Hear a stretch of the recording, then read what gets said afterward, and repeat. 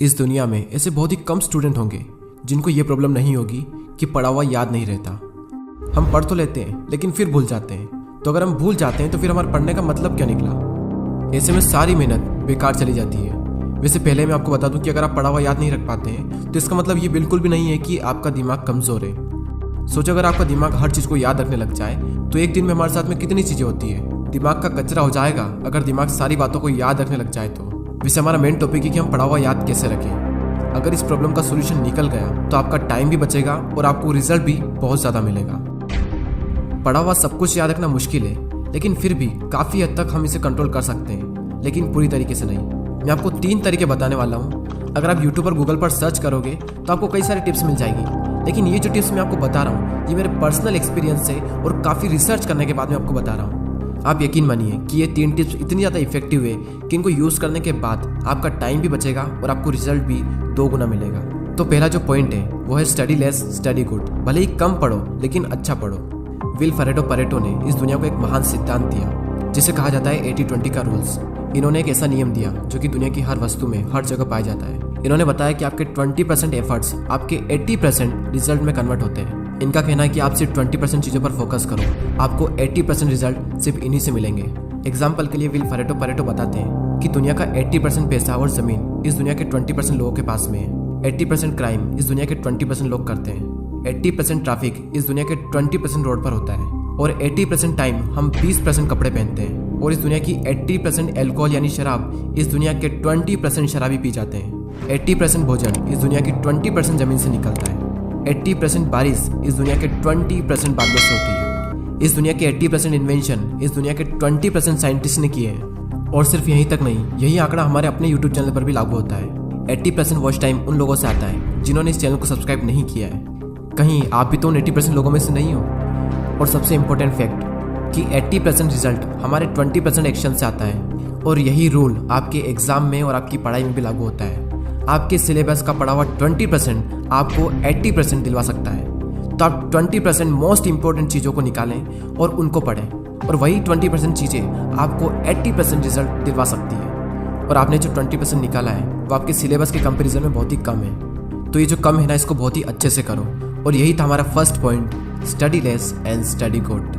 दोस्तों, मैंने भी कई बार ये गलती की है कि जितना पढ़ना होता है उससे हम कई गुना ज़्यादा पढ़ते हैं, और इसका रिजल्ट ये होता है कि हमें जो याद रखना चाहिए वो भी हम भूल जाते हैं। एग्जाम में अब वैसे भी ज़्यादा दिन नहीं बचे तो आप इस रूल को यूज़ करके काफ़ी अच्छा रिजल्ट पा सकते हैं। अब नेक्स्ट जो पॉइंट है वो है स्टडी इन मॉर्निंग। और ये जो पॉइंट है ना, ये मेरा फेवरेट पॉइंट है, क्योंकि मैंने अपनी लाइफ की ज़्यादातर पढ़ाई सुबह ही की है। एक तरफ एक स्टूडेंट है जो सुबह जल्दी उठकर 2 घंटे पढ़ाई कर रहा है, और वहीं दूसरी ओर एक और स्टूडेंट है जो दिन में 4 घंटे पढ़ाई कर रहा है। तो ये जो पहला वाला स्टूडेंट है ये ज़्यादा आउटकम दे पाएगा दूसरे वाले के मुकाबले। सुबह जल्दी उठकर पढ़ने के 2 सबसे बड़े बेनिफिट होते हैं। सुबह के टाइम हमारी कंसंट्रेशन सबसे पीक स्टेट पर होती है, और सुबह के टाइम पे जो कंसंट्रेशन होती है शायद ही पूरे दिन में आपको कंसंट्रेशन मिल पाएगी। और सेकंड बेनिफिट ये है सुबह जल्दी उठने का कि सुबह कोई भी डिस्टर्ब करने वाला नहीं होता है। एनवायरनमेंट में एक अलग ही साइलेंस होता है, और उस साइलेंस में कुछ नया सीखने का मजा ही कुछ और होता है। आप सुबह जल्दी उठकर 3 घंटा पढ़िए, और उसके बाद में पूरे दिन अगर आप सिर्फ मुश्किल से आधा से 1 घंटा भी पढ़ते हैं तो बहुत है आपके लिए। कहने को तो लोग 8-10 घंटे पढ़ते हैं, लेकिन जो 2-3 घंटे की मेन पढ़ाई जो होती है कॉन्सेंट्रेशन के साथ में, वही सबसे मेन चीज़ होती है। बाकी सब दिखावा है। हमारे देश के प्राइम मिनिस्टर मोदी जी ने भी सुबह जल्दी उठकर पढ़ने को कहा है। एक रीजनेबली सुबह सूर्योदय के पहले अगर तैयार हो करके पढ़ना शुरू करते हैं तो पूरी तरह आप बिल्कुल मन से एकदम तंदुरुस्त होते हैं। जैसे बारिश के बाद आसमान कैसा साफ नजर आता है। सुबह बहुत ही उत्तम कालखंड होता है, फ्रेश होते हैं, थकान नहीं होती है, और अध्ययन से ही शुरू करते हैं तो ज़्यादा अच्छा रहता है। और ना सिर्फ मोदी जी ने बल्कि हमारे शास्त्रों में, आयुर्वेदा में भी यही बात कही गई है कि सुबह के टाइम हमारा ब्रेन सबसे ज़्यादा एक्टिव होता है, और उस टाइम जो भी हम अपने ब्रेन में डालेंगे वो दिमाग में छप सा जाएगा। सो ये था second point, study in morning. अब जो लास्ट जो पॉइंट है वो बहुत ही ज़्यादा इंपॉर्टेंट पॉइंट है, और ये पॉइंट आप सबको ऑलरेडी पता है, लेकिन हर कोई इस पॉइंट को बहुत ही इग्नोर करता है। और वो पॉइंट है पढ़ाई के बीच में रेस्ट लेना। कुछ लोग होते हैं जो रेस्ट ही नहीं लेते हैं, और कुछ लोग ऐसे होते हैं जो बहुत लंबा रेस्ट लेते हैं, और इस बीच में कुछ लोग ऐसे होते हैं जिनकी पूरी ज़िंदगी रेस्ट लेने में निकल जाती है, और एंड में वो खुद रेस्ट इन पीस हो जाते हैं। पढ़ाई के बीच में कितना रेस्ट लेना चाहिए ये मैं आपको नहीं बताने वाला, ये आप खुद तय करें अपने अकॉर्डिंग। आपको फिर से एनर्जी प्रोड्यूस करने के लिए कितना टाइम चाहिए ये आपको आपके अलावा कोई नहीं बता सकता। जितनी इंपॉर्टेंस हम अपनी पढ़ाई को देते हैं उतनी ही ज़्यादा इंपॉर्टेंस हमें रेस्ट को भी देनी चाहिए, क्योंकि रेस्ट ही वो चीज़ है जिसकी वजह से हम पढ़ पा रहे हैं। हम एक दिन में जागते भी हैं और सोते भी हैं। तो उसी तरीके से अगर आप काम कर रहे हैं तो काम के बीच में रेस्ट लेना भी बहुत ज़रूरी है। और हाँ, ये गलती बिल्कुल मत करना कि अगर आपका एक बार पढ़ाई में मन लग गया तो लगातार पढ़े जा रहे हैं, लेकिन बाद में एक टाइम ऐसा आएगा जब आपका बिल्कुल भी मन नहीं लगेगा रेस्ट लेने के बाद भी। जब एक बार पढ़ाई में मन लग जाता है तो हम इतना पढ़ते हैं कि हम अपने दिमाग को ही पूरी तरीके से थका देते हैं और हालत ऐसी हो जाती है कि फिर से पढ़ने का मन ही नहीं करता। आपने पढ़ना शुरू किया, आपका मन लगा, अब थोड़ी देर बाद आपको रेस्ट लेना चाहिए, लेकिन आपको लगता है कि मैं भी और पढ़ सकता हूँ। तो उस फीलिंग को बनाए रखें और रेस्ट लें और फिर दोबारा उसी फीलिंग के साथ में अपनी पढ़ाई शुरू कर दें। अगर आप चाहें तो आप पोमोडोरो टेक्निक का यूज़ भी कर सकते हैं। पोमोडोरो एक बहुत ही सिंपल टेक्निक है। आपको जो भी काम करना है उस काम को आपको 25-25 मिनट के 4 ब्लॉक्स में डिवाइड करना है और हर 25 मिनट के ब्लॉक्स में आपको 5 मिनट का ब्रेक लेना है और 1 घंटा होने के बाद में आपको 15 मिनट का रेस्ट लेना है और फिर से आपको यही सब करना है। और इस टेक्निक का यूज़ करके आप काफ़ी लंबे टाइम तक और काफ़ी अच्छे से स्टडी कर सकते हैं। और ना सिर्फ स्टडी बल्कि आप अपने किसी भी काम में इस टेक्निक को यूज़ कर सकते हैं। और इस टेक्निक को यूज़ करने के लिए प्ले स्टोर पर कई सारी एप्लीकेशन है, आपको जो भी अच्छी लगे वो एप्लीकेशन आप डाउनलोड कर सकते हैं। चलिए अब हम उन तीनों पॉइंट्स को एक साथ देख लेते हैं और ये भी देख लेते हैं कि हमने इस पूरी वीडियो में क्या सीखा।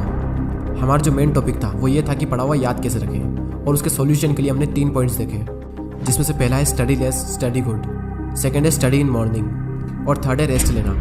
फर्स्ट पॉइंट में हमने 80-20 के प्रिंसिपल को समझा कि किस तरीके से आपको 80% रिजल्ट आपके अपने 20% काम से मिलेंगे, और साथ ही हमने ये सीखा कि आपको फोकस करना चाहिए अपनी 20% स्टडी पर जो आपको 80% रिजल्ट दिला सकती है।